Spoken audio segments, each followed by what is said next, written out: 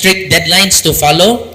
And then most of it they will deliver lain-lain man na nice na painting sa school building. So the oval ang ilang promise nako was that now they are already in the second layer. This afternoon they will start already with the maroon color.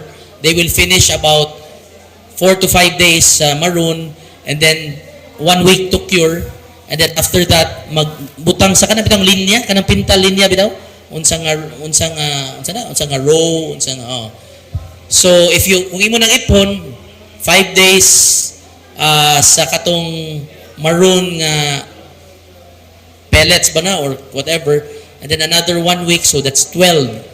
And then magpintal sila maybe another 3 to 4 days. So 12, maybe in 15 days they will be done from today. So, well, lain-lain no kay ang ultimatum nako sa mga school buildings kay diha man ang billeting is the 22nd.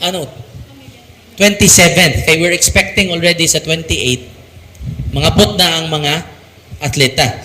Okay, so lain-lain ang kaning sa napa may mga painting works all around. Ang akong gihatag nila is 22. No. So anyway, I have a meeting every week just to monitor all of the contractors. So, well, if you ask me overall, I am very satisfied with what I see so far. Especially nga ang stumbling block ani before was the oval. But now they are telling me by the 21st mahuman, the akong deadline was 30 ba ya. So they're 9 days advance.